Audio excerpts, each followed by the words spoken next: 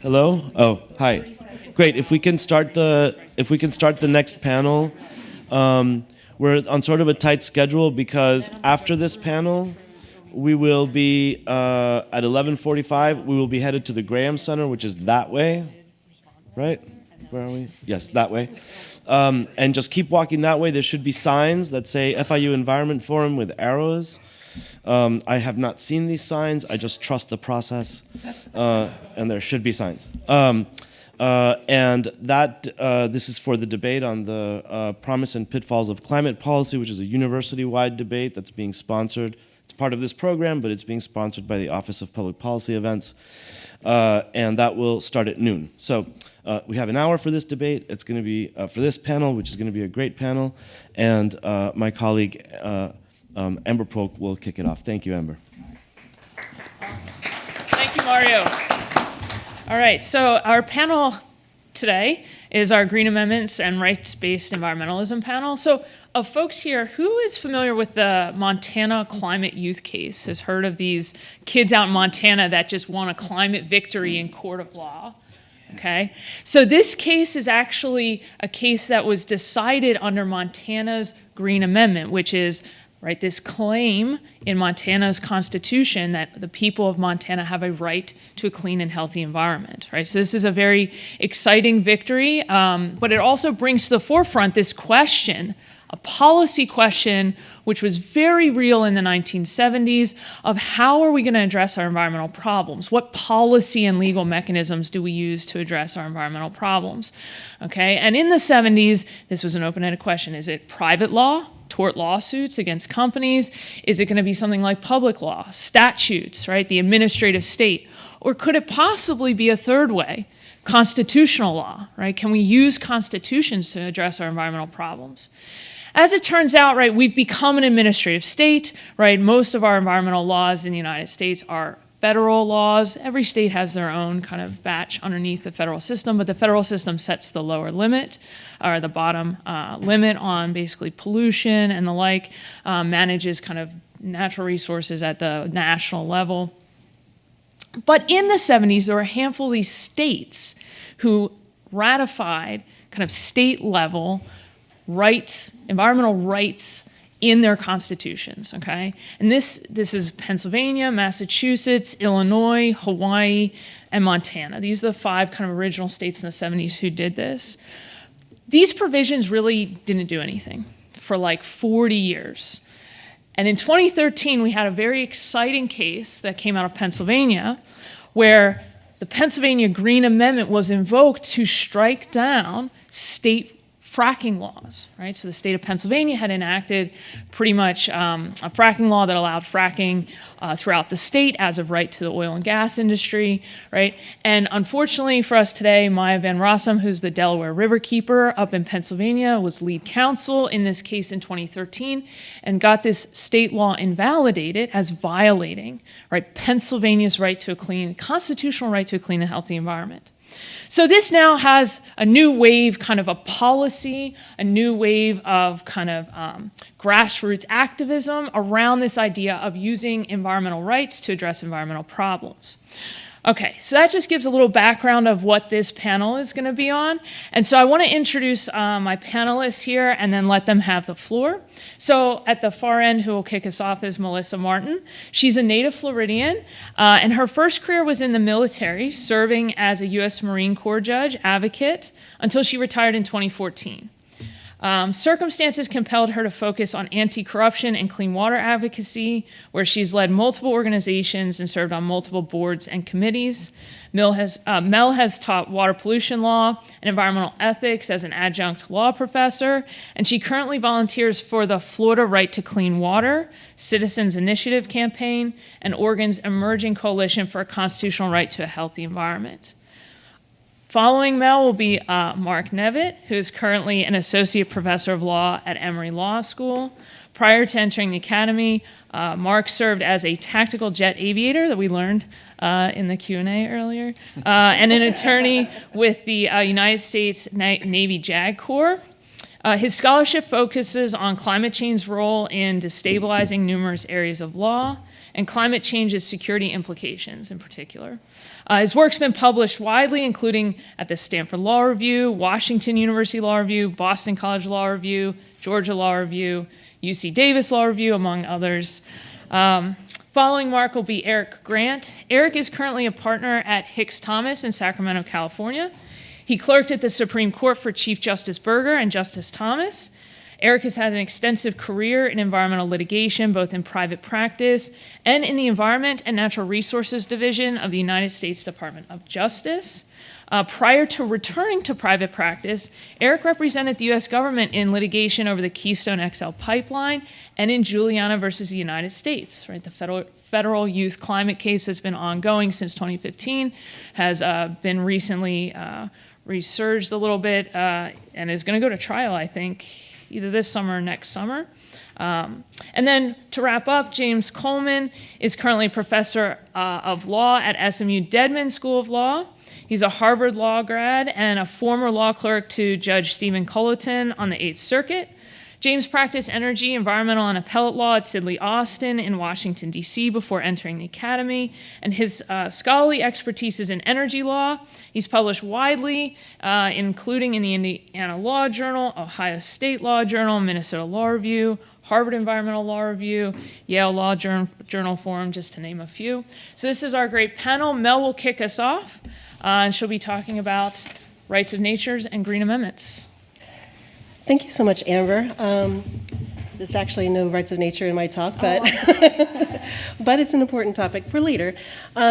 So I appreciate your on-ramp with the explanation of green amendments in general. It is something that's, emerging, but it's nothing new. It's been the topic of multiple law reviews for multiple decades, trying to figure out how to best meet the issues that have cropped up from having a primarily administrative regulatory system that we have now. So things didn't really click in for me until I was actually preparing for my environmental ethics class. And when I kept zooming out of the issues that were pertinent to that class, I realized that we had to start from the very, very basics of existence and humanity. So not delving into the meaning of life or anything, but what do we need if we want to continue living? We need air, we need water, food, sustenance, and then after that comes the conveniences of we would like to have weather patterns that allow us to conduct business and pursue happiness the way we want, just to explore life with the fullest amount of liberty interest we can explore. So, but we still have to start with the basic needs of survival. So, and really our legal system should ideally reflect those priorities. And it doesn't. As we know and as we understand, the current lines of authority from our system stem from, fortunately or unfortunately, the Commerce Clause of the U.S. Constitution, where that very hesitantly covers the environmental issues nationwide. It of course doesn't reach into things, so we also depend on the state's police powers to promote and protect the health, safety, and welfare of its citizens. And so with those authorities and the federal statutes and regulations intermixing and interweaving, we have the system we have today. But if you zoom back out real quick, you'll know that we have the common law understanding back to Roman days of Justinian regarding the public trust doctrine and the fact that the natural resources are for the public use and benefit. That's a pretty important and ancient value that unfortunately has been interpreted away or legislated away to really in favor of private interests, which is not wrong, but it has to be weighed properly, I think. And if you look at our founding fathers, you have Thomas Jefferson, who's pretty adamant about, and many of the founding fathers were all about non-aggression. No one has the natural right to harm the rights of others. All right, that's pretty basic. You can't do that. Our system should reflect that basic value. In addition, you have James Madison talking about factions in, the Federalist Papers, number 10, warning us about the dangers of factions, that they bring injustice and violence and tear up the system pretty quickly. And what are factions? They're a group of, people, of citizens with a common interest, common pursuit, whose interests are, or the carrying out of those interests, are adverse to the rights of others, to the liberty interests of others. I'm just going to pause for effect there. We somehow have lost sight of this very important danger in our foundation of our laws, in our system of government, really. Our democratic republic has based its values and its structure on the fact that we don't want, we want life, we want liberty interests. Everyone should have the ability and right to enjoy and defend those interests right there. That's the basic, most important thing, right? And if and when something comes along to degrade those rights or interfere with your liberty interests, then there's a problem. Something needs to happen. Okay? So what is possible? How do we push back on those issues in a meaningful but proper way? Well, the meaningful and proper way comes from our constitutional rights.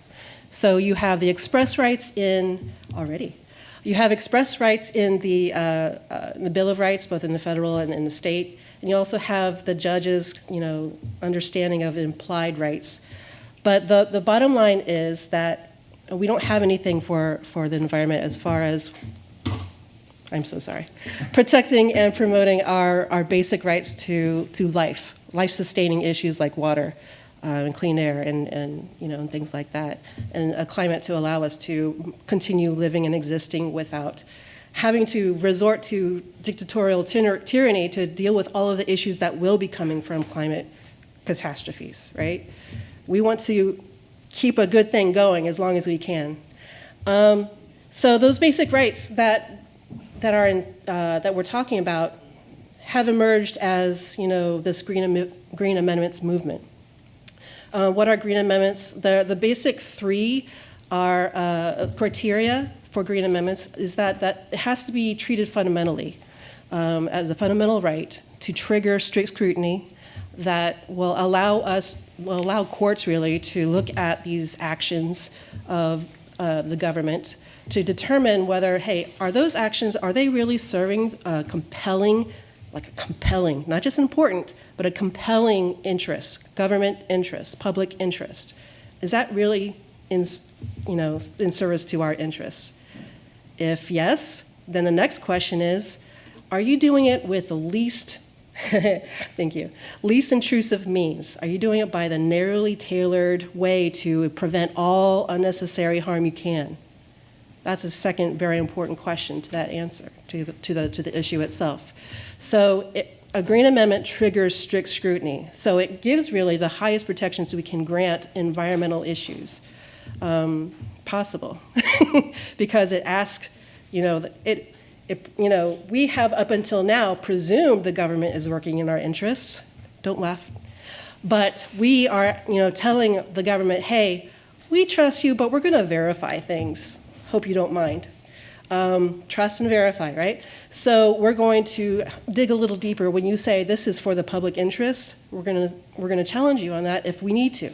If what you're doing is causing harm to our life, our health, our safety, our liberty interests of being able to go outside and do what we want or what we've been doing for years, then there's an issue that we can bring up.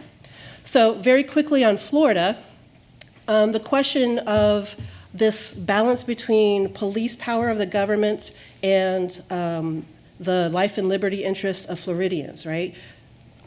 Is the government of Florida, I'm not talking about politicians or anything like that, just the police power state of Florida, is it currently interfering with the life and liberty interests of Floridians?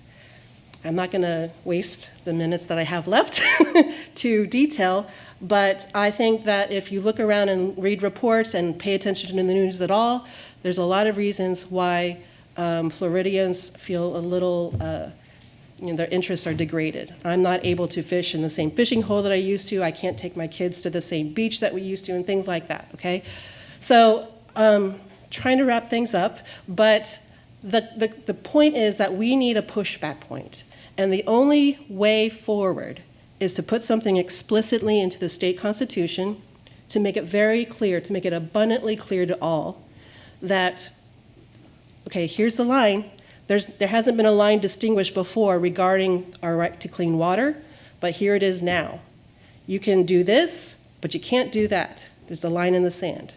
And that will allow the good people that work for our agencies to say, okay, sorry, boss, I can't, bring in your politics to this equation. It's no longer relevant, and if we do, it's going to be, it'll be a liability for us. So no more politics, just science.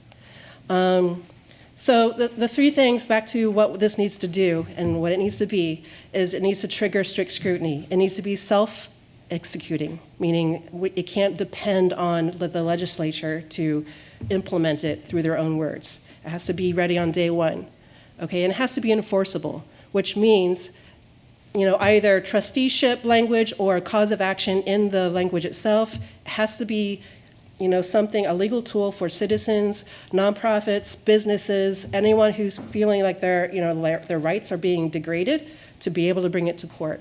So those are the three top, critical criteria of green amendments in general, and looking forward to the questions after this. Thank you.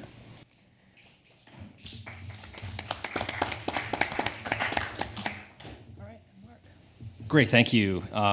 Now that I've been outed as a naval aviator, I have probably the highest carbon footprint of everyone in this room. Part of my penance is to do climate change policy for the rest of my life. But in my brief remarks here today, I just want to speak to the role that climate science is playing in climate litigation, particularly this rights-based litigation that we're seeing in the subject of this panel. Just know, big picture, this is very much a growth area. Within the United States, there are some 2,000 climate lawsuits that are currently underway in this country. We are ground zero for often the climate litigation. There's about 2,400, 2,500 worldwide. The vast majority of those climate litigation lawsuits are here in the United States. And this rights-based environmentalism is a sliver of this climate litigation, but it's an increasingly important sliver, and it's growing. So in my brief remarks, I just want to highlight just sort of four questions as we sort of try to make sense of Held versus Montana, Juliana, and these other sort of environmental rights-based cases. So the first question I think about is, well, how is this climate science, we've made so much progress in recent years, how is that actually being incorporated into judicial opinions? And I think now there's a real meaningful conversation between lawyers and jurists and scientists that is just of growing importance. For the first time in American history, we actually had climate science introduced as testimonial evidence within Held versus Montana, subject to the crucible of cross-examination. So you see the fifth climate assessment and the IPCC has been relied upon, and courts are using these scientific documents, I think, to inform standing analysis, particularly justiciability analysis. As any law student could tell you, before a case gets to the merits, you have to prove constitutional standing. You must prove that you suffer an injury that is concrete, particularized, and actual or imminent. The plaintiff must show the injury is caused or is fairly traceable to the defendant's challenged conduct. And the plaintiff must show that the injury is likely to be redressed by a favorable court decision. Standing analysis, if you read Massachusetts versus EPA, is really central to that case. In fact, the vast majority of ink spilled in that case focuses on whether or not the state of Massachusetts has standing. And I would offer in these rights-based environmental cases, climate science is really important for those first two prongs, injury and causation, how the court is actually incorporating climate science and their standing analysis, but it has much less to say about remedies and redressability. In the Held versus Montana case, We witnessed, again, scientists being subject to cross-examination. And often in these cases, it places the defendant, which is often the United States or a state, in a somewhat difficult position. Either they accept the consensus climate science, or they run the risk, which will run the risk that the injury in fact and causation requirements are more easily met, or they dispute the consensus climate science and risk losing credibility in the court of public opinion. You saw some of that in the Held versus Montana case, where they objected to the IPCC report, saying this is not Montana law, this is outside the state of Montana. But the litigants I was offered in Held versus Montana were actually quite savvy. They called on climate experts from the University of Montana, from Montana State, who could speak to the impacts specifically to Montana's natural resources and could speak with great detail to the climate emissions emanating from Montana. It's a 100-page opinion, and so much of it is just a scientific analysis. They also had the benefit of a climate ringer, Professor Steve Running, who won the Nobel Prize for climate science for the IPCC report. He also happens to be in the faculty of University of Montana. He brought great weight and gravity to the situation.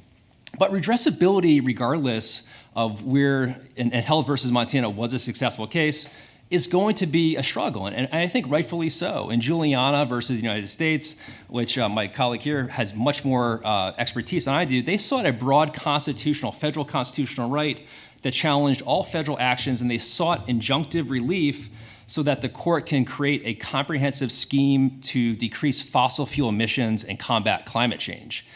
Even for the most strident environmentalists or climate activists, that's quite an ask for a judge to do under the redressability third prong of standing. And I would submit that this is not something that this particular Supreme Court in the near term is going to be likely to be excited to redress. So this question about standing and climate science, really important for injury and causation, less to say, I think, on redressability, which is really should be the focus. So the second question is, how are state courts wrestling with these environmental amendments? I talked about Montana, the Montana case. I would classify it both as a landmark opinion, but also somewhat of a narrow opinion. This case was brought by our Children's Trust, which are the same litigants in the Juliana lawsuits. But I think litigants in Hawaii and Pennsylvania, which I think have the strongest state-based constitutional provisions, this is not necessarily a clear roadmap for their challenges, because the facts in Held versus Montana were somewhat unique, and this case remains on appeal. Montana's constitution has two very strong constitutional provisions that guarantee an affirmative right for every Montanan to a clean and healthy environment. The Montana legislature also passed a law known as the Montana Environmental Policy Limitation Act that excludes state agencies from considering the causes or effects from greenhouse gas emissions. So in Montana, on one hand, with very strong constitutional provision embedded in the state constitution, and then you had a legislative decision, a statute that facially may have run counter to these constitutional protections. This was in the background of very sympathetic plaintiffs, 16 children litigants who had very strong injury and testimony about what the injuries that they were suffering. So the Montana court sided with the 16 Montana plaintiffs, and they focused really on state law and the role that these constitutional provisions have in guaranteeing Montanans a right to a clean and healthy environment. They spent time on injury, integrating science to it. They've spent time on causation, again, integrating the testimony to the causation. But I think most importantly, on the remedy and the redressability, the litigants asked the court something that the court was prepared to do. What they asked the court to do was essentially to strike down this limiting principle, this limiting provision under Montana law, and strike that down as violating of the Montana state constitution. So I think critically and most importantly, this redressability prong was satisfied because you had a statute on the books that was facially unconstitutional, and the court was prepared to say that. there's really not many analogs in other states that I'm aware of. I'm sure that people are looking at this right now, where you have such a strong case in Montana of a strong constitutional amendment, but a statute that seems to run counter to that respective constitutional amendment. Okay, so what are the broader implications of Montana versus Held? This is the third question. I think we're going to see more state-based constitutional lawsuits. I think you're going to see more and more states who are going to want to adapt these provisions. I think this could add fuel to that effort. New York just passed one the last 18 months. Florida is looking at it, as we know here. But the question for me is, what are the litigants seeking? And can the court reasonably offer and provide a remedy? And my personal view is that these state environmental rights cases will struggle with this last redressability prong. I think of a strong environmental rights amendment as sort of a hammer, but what exactly is it striking? Is it striking the ear? Is it striking an actual statute? Or is it just sort of flailing around? You have to provide something that the court could actually do to redress the injury alleged. Fourth and finally, the last question I will just conclude with is maybe the elephant in the room question is are these rights-based environmental lawsuits in a net positive? Are they a net negative? Are they something else? And this is sort of a test maybe depending on where you stand on some of these issues. I think of these as sort of falling into two sort of broad categories. One is sort of the workhorse category, and one is sort of the show horse type category. And a workhorse category is seeking an achievable, legally enforceable remedy, while a show horse sort of litigation might capture the media's attention for a moment, but again, will struggle with the redressability prong. And if you want to distinguish between the two, just look at what the underlying plaintiff is seeking. Now, you may say a show horse, and I don't mean that in a pejorative way, I just mean there's an element of bringing the world's attention to these issues, which are real and serious, important, as Mel pointed out. But I think that's one way to think about these different cases. I actually would put the Held versus Montana case in a workhorse category because it provided a remedy that the court could deliver that has real results. After the case, all agencies in Montana have to take greenhouse gas emissions into account. The Montana limiting principle statute has been struck down as unconstitutional. And so fossil fuels and other sort of environmental processes associated with it is now part of Montana law. So with that, I think I'll stop talking and hand it over to my colleague here. Thank you, Mark. Eric? Thank you to Professor Loyola and the good folks at FIU for inviting me to participate. The last panel talked about bias, so I'll tell you mine. As Professor Polk mentioned, I defended the government in Juliana versus United States. And just last week, I filed an amicus brief on behalf of the U.S. Chamber of Commerce seeking a reversal of the trial court's decision in Held v. Montana. So that's my perspective. And so with that throat clearing, I'll dive in and make three modest points about rights-based environmentalism, one positive and two negative. First, the text-centered approach of green amendments is laudable. But second, the green amendments shift too much power to courts.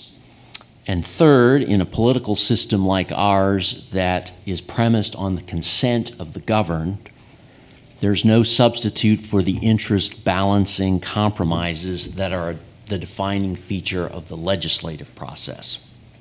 So first, the principal claim advanced by the plaintiffs in the Juliana case was grounded in the Fifth Amendment to the United States Constitution, which provides in pertinent part that no person shall, quote, be deprived of life, liberty, or property without due process of law, unquote.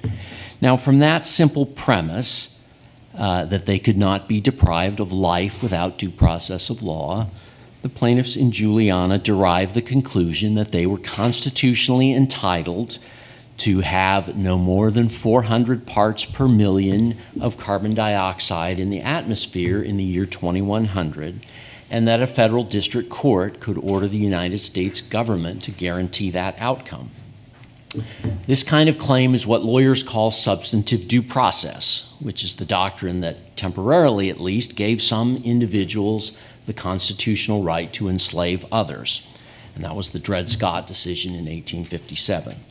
Now, this doctrine is marvelously flexible, which is a synonym for notoriously malleable to the policy preferences of unelected judges. And in this era, when even Democratic nominees to the Supreme Court claim to be originalist, a substantive due process right to 400 parts per million of CO2 is going nowhere. Now, to its credit, rights-based environmentalism steers away from the vagueness of the constitutionally broadest provisions like due process of law. And to their credit, Green amendments put environmental protections in black and white, referring expressly to air, water, environment, climate. And with a Green amendment in a state constitution, it cannot fairly be said in response to claims like those in Juliana, you're just making stuff up. A provision of the Montana Constitution that we've discussed and at issue in the Held case provides a good illustration. Section 1 of Article 9 of the Montana Constitution mandates that, quote, the legislature shall provide adequate remedies to prevent unreasonable depletion and degradation of natural resources, unquote. Now, in a case called Park County Environmental Council in 2020, the Montana Supreme Court interpreted this provision to hold unconstitutional a statute that barred equitable remedies for violations of the Montana Environmental Policy Act. In precluding such remedies, like vacating a state-issued permit, ruled the court, the legislature failed to provide constitutionally required adequate remedies. This is a readily defensible provision based on constitutional text. But, and you knew there was a but, the Green amendments do not go far enough. Or to be more precise, the Green amendments are not precise enough. In contrast to the reasonably specific direction of the provision that I just quoted, both adopted and proposed Green amendments generally speak in generalities like a clean and healthful environment, that's Montana, a healthful environment, that's New York, or clean air and pure water, Pennsylvania, or a stable climate, that's Maya Van Rossum's model amendment. The practical effect of these still too vague provisions is to grant power, lots of power, to judges. The federal district judge in Juliana, for instance, did not blanch at the plaintiff's request that she, quote, order defendants to prepare and implement an enforceable national remedial plan to phase out fossil fuel emissions and draw down excess atmospheric CO2, unquote. The Montana judge in the Held case simply declared that all state statutes and regulations involving extraction, transportation, processing, and combustion of fossil fuels must be read to give state agencies the power to categorically deny permits for those activities, or else all those statutes are unconstitutional. Now, some of my best friends are federal judges, but I would not want these friends to decide whether and how to phase out fossil fuel emissions, or whether extracting and combusting fossil fuels may simply be banned, categorically or otherwise. Now, in this context, you often hear an invocation of Brown versus Board of Education. And I think Brown and its progeny exist in our minds, in our collective imagination, as kind of a paradigm of judicial courage and judicial competence that can be an example in the climate change context. But the reality is more prosaic. And without minimizing the courage of many of these judges, the Brown remedial regime succeeded when judges enforced simple administrable rules like don't consider the color of an individual's skin in assigning him or her to a neighborhood school. But even as early as 1974, only 2 decades after Brown was decided, the Supreme Court was already having to rein in district judges who took a comprehensive view approach to desegregation, like combining 85 suburban school districts with an inner city district. And 20 years after that, in a case called Missouri v. Jenkins, the Supreme Court had to rein in a district judge who was imposing tax increases to pay for teacher salary increases, all in the name of desegregation.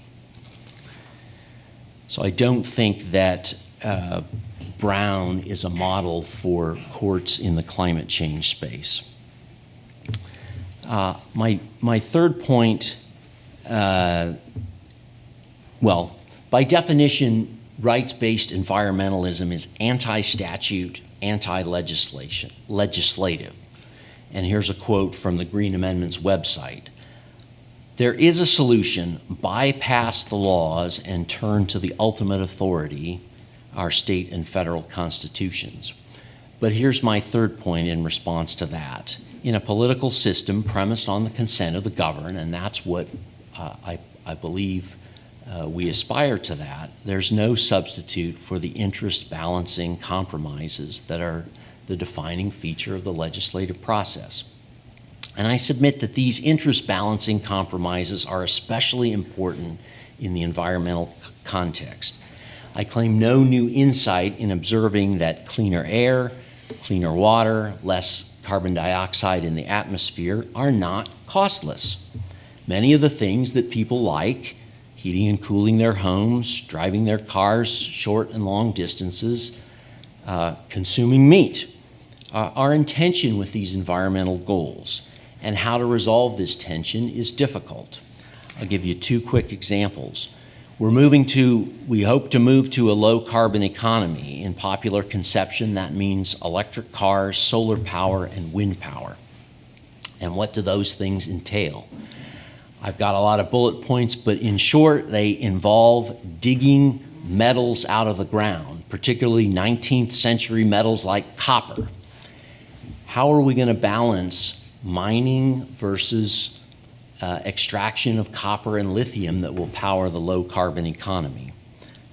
It's a trade-off. Another example is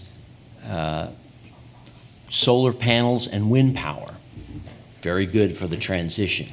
Did you know they're bad for birds, and especially in their offshore incarnations, bad for the whales and other sea life? Again, a trade-off. So in both these cases and many others, simply declaring a right to clean air, clean water, and so forth will not solve the hard problems. Those problems will need to be solved, as we've tried with varying degrees of success, to solve them in the legislature. I'm happy to yield to Professor Coleman. All right, thank you, Eric.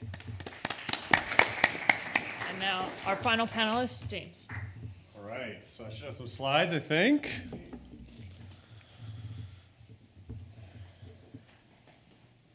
Maybe.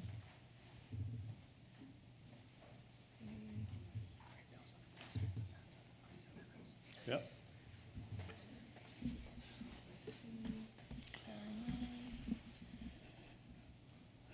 We will imagine your slides. That's all right. That's all right. Yeah, exactly. This is actually more, it's lower carbon. All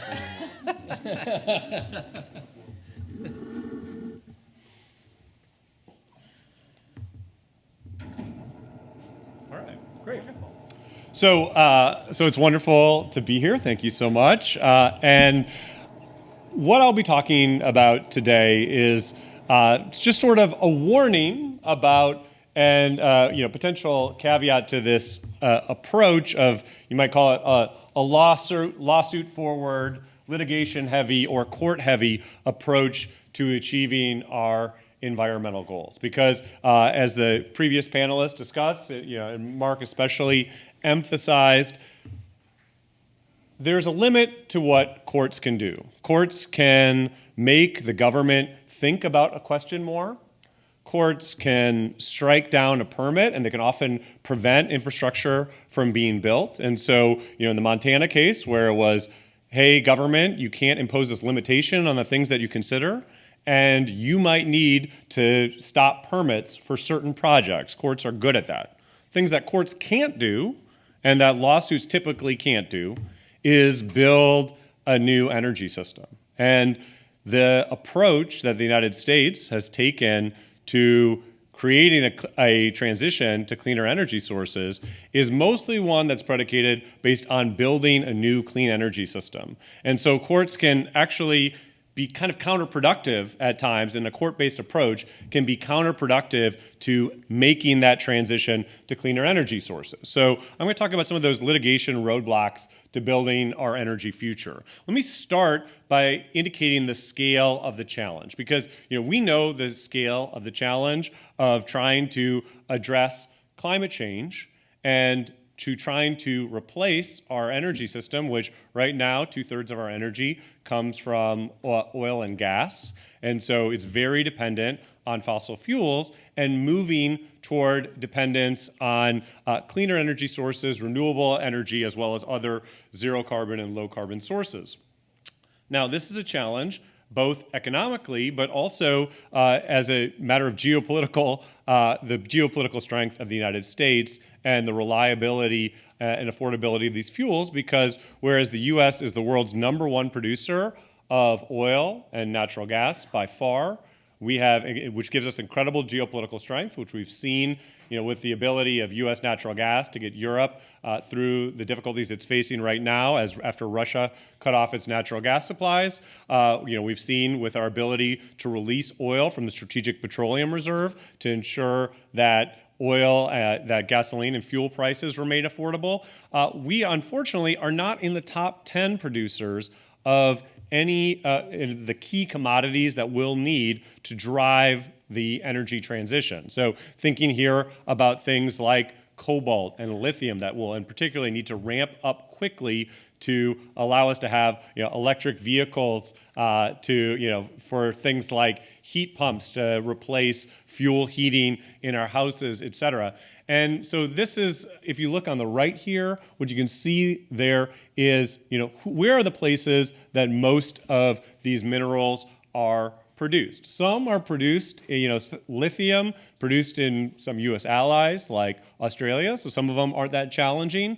If we can have free trade agreements with the allies that we need to produce it, so maybe we can friend source some of it rather than domestically producing it. But also you'll see that for all of these minerals, more than half, or about half of the production, the processing of these minerals happens in China. So even for the minerals that might be produced in some of our allies, those supply chains go through countries that we worry about developing hostility with. And so fundamentally, we just have far less secure supply chains for clean energy products than we have come to depend on, rely upon, and really, frankly, take for granted in the traditional fossil fuel-based energy system. And so that's created a lot of urgency to build out new clean energy supply chains, not just for environmental reasons, but also to ensure that if we make this transition,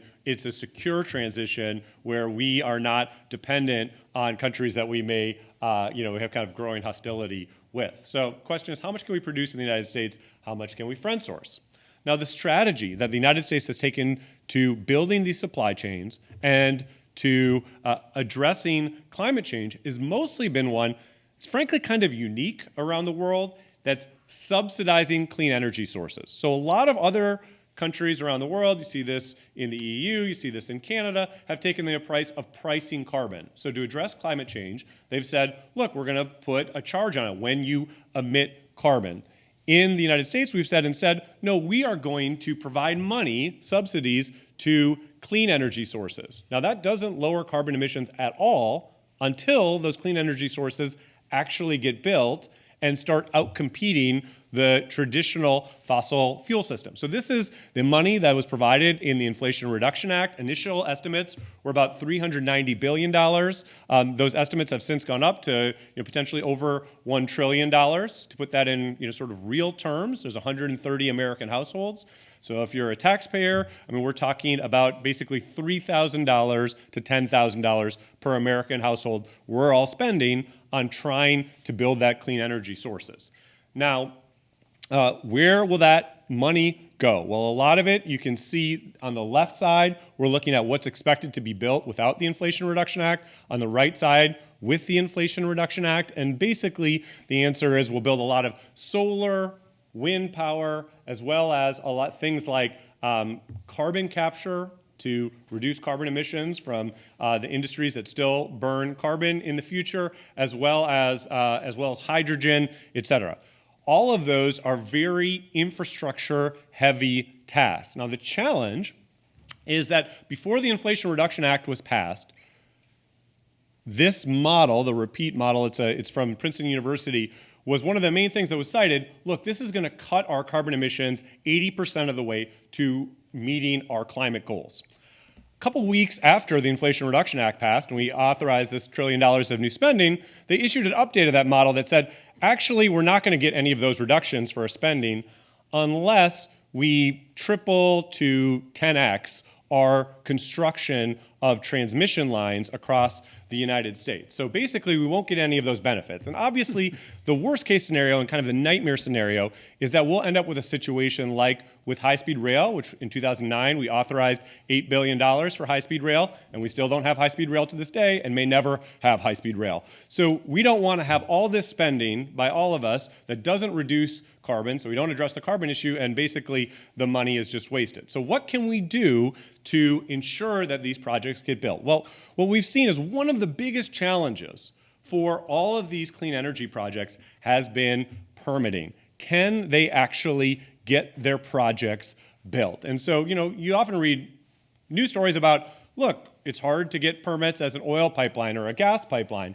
But what we've seen is this is a growing challenge for all the transmission that we need to bring renewable energy to market, particularly as a lot of that renewable energy is projected to be built on out in the West, federal lands, to require interstate permitting, as well as increasing challenges to federal permitting. And we've seen a number of projects, clean energy projects designed to bring, whether it's hydropower or other, offshore wind power, to bring that to market, increasingly slowed down by some of these permitting challenges. Of course, it's also a huge challenge for developing those clean energy supply chains that depend on things like mining copper, mining lithium, mining cobalt, et cetera.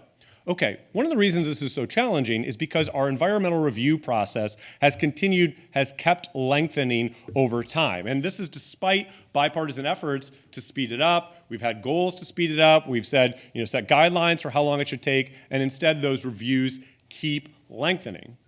As a result, one thing that we've seen over the past decade is that costs of infrastructure have risen as basically, the people building that infrastructure know they're going to have to wait 10 years to start building. We've seen, although material costs have gone down, wages have even gone down on an inflation basis for some of the construction, the cost of building infrastructure in the United States has risen along with the increased timeline for that. And one result of that is that in the United States, so the environmental review statute, the main one federally, is the National Environmental Policy Act. We're in many ways still relying on all the infrastructure in the US that was built before the National Environmental Policy Act was passed. So if you look at interstates, if you look at pipelines, most of them were built before NEPA even went into effect. And so we have this kind of bizarre situation where the US pipeline network really got its kickstart during World War II. German U-boats were sinking oil tankers off the coast of Florida. We built a couple pipelines in months during World War II. We still use those pipelines to this day because we haven't built the new infrastructure to replace it and to give us that new energy system that we hope will be much cleaner.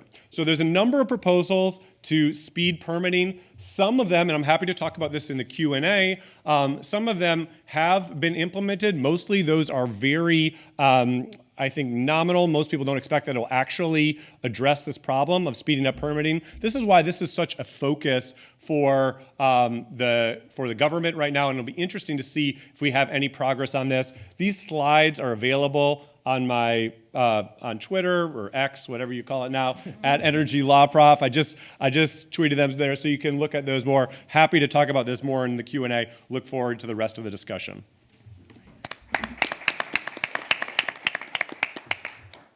All right, so I'm actually going to pull what's called moderator's privilege for 2 minutes because our panelists have given just, I think, a fantastic overview that I can nicely synthesize into a takeaway message, perhaps.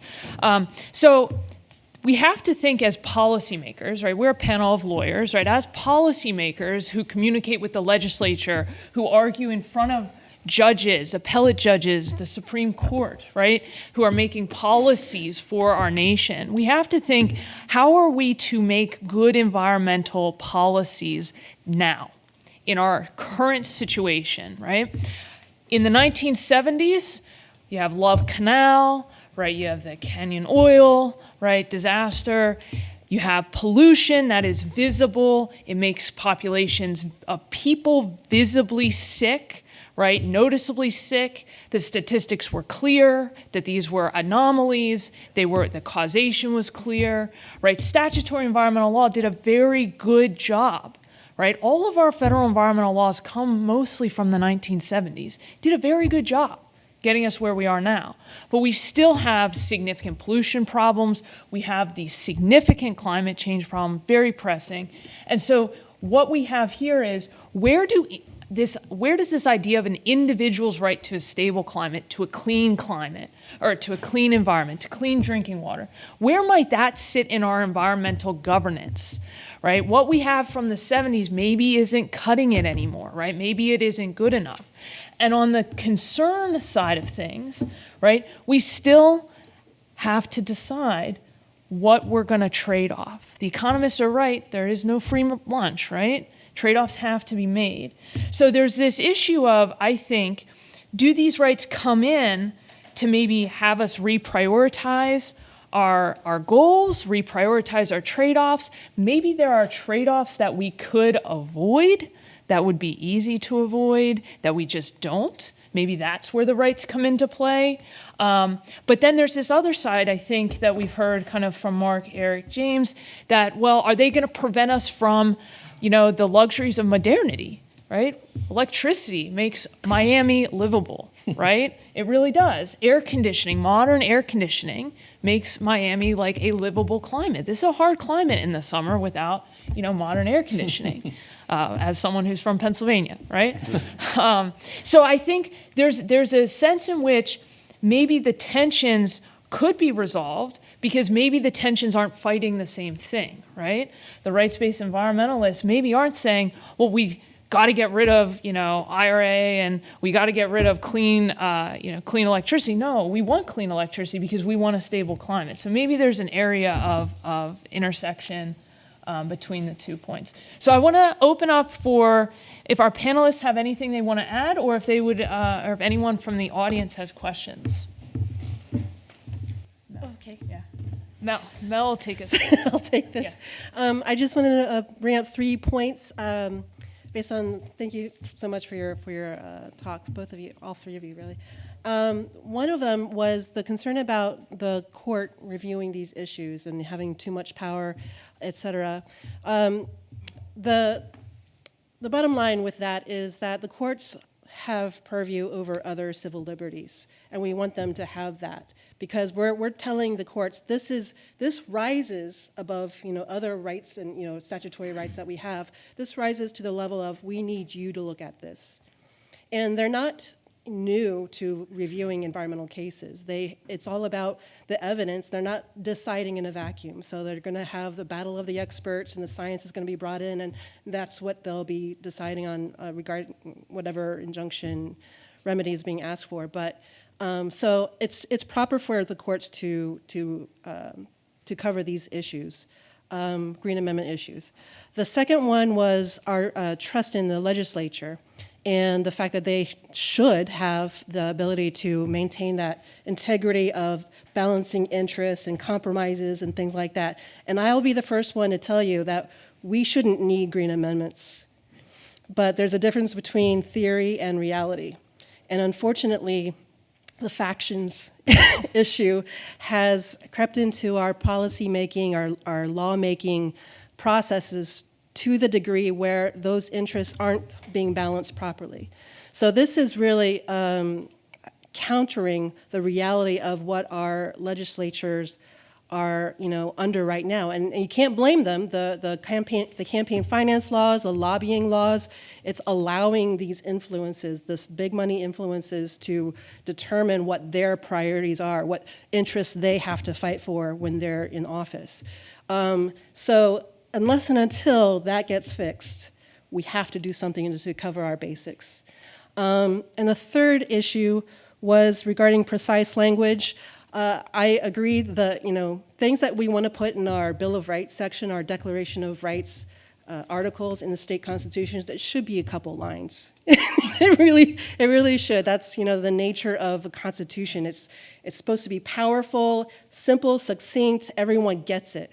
And that is, how a lot of the 1970s Green Amendments were developed. It's how New York's was developed because, but there is a point that without precision and without precise language, it'll get undermined very quickly.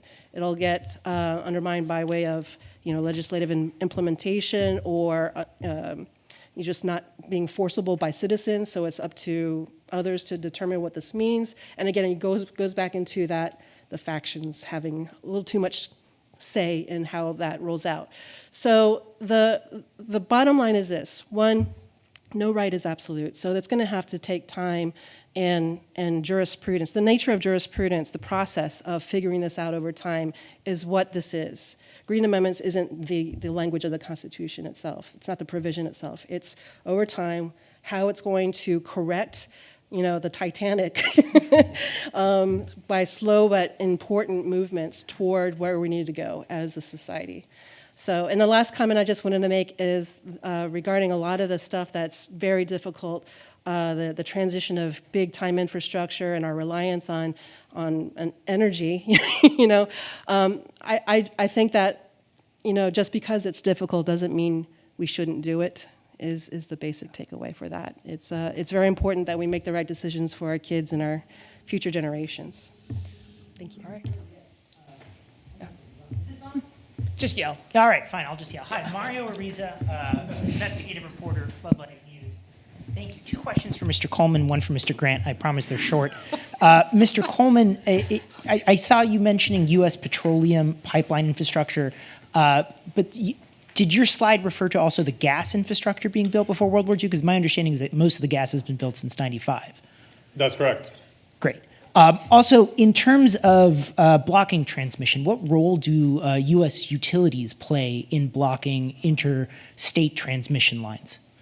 There are a number of factors that block them. I mean, I think FERC's seems to be that, their theory with maybe granting rights of first refusal to utilities is that if you give them enough revenue for it, they should be willing to do it. So yes, I think there are any number. I mean, there's a problem of siting at the state level. There's a problem of cost allocation. There's the problem of the utilities incentives. It's really a multi-sided problem. I always feel like it's one of those, but undoubtedly, the permitting process is a big one of those issues. For sure. And for Mr. Grant, I just wanted to get your opinion, sir, on the role that judicial ethics, or the lack thereof, at the Supreme Court has played in major environmental decisions recently. I'm thinking, Chevron deference is before the court this year, so is the EPA's Good Neighbor rule, and yet we've had these stunning lapses in ethical guidelines followed by the court, as reported by ProPublica. I wanted to get your feelings on that. I disagree with the premise. Which premise, sir? Your premise. Which is that there have been stunning ethical lapses Yes. at the court? Okay. I saw some other hands. I have a question in regards. Carrie Manuel. Oh, yeah. More so interested in regards to anything with citizen science being applied with law. Professor? So the discussion you've all been having, which is terribly interesting to me, is strictly about the U.S. And yet, the growth of emissions, and in fact most emissions projected over the next 34 years, will not come from the United States. So I hope this doesn't sound very cynical, but what difference does it make, what we're doing here? I can think of an answer, but I'd like your impression, is to what extent what we do legally in the U.S., the sorts of things you've been discussing, have any effect abroad? Because if it doesn't, for me, it doesn't really make any difference. Sorry. So I can say something. I'll let Mark and then James go. And then. Yeah, I'll be brief. So the U.S. is the largest historical emitter, and depending on the respective greenhouse gas emissions, they stay in the atmosphere, troposphere, stratosphere for decades. And so right now we're about 15% of greenhouse gas emissions. China is 32% and growing.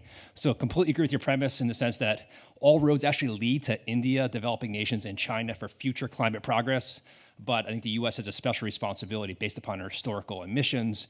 And I think if everyone took this approach of what difference does it make, nothing would be done. The whole premise of the Framework Convention on Climate Change is that this is a collective action problem, and everyone needs to do their part consistent with common but differentiated responsibilities. So that's my initial sense. I'm happy to talk more about that offline. I would say, so there are absolutely things we can do here to lower emissions abroad. The biggest single source of electricity in the world is coal power. And so our liquefied natural gas exports are crucial to lowering the world's carbon emissions.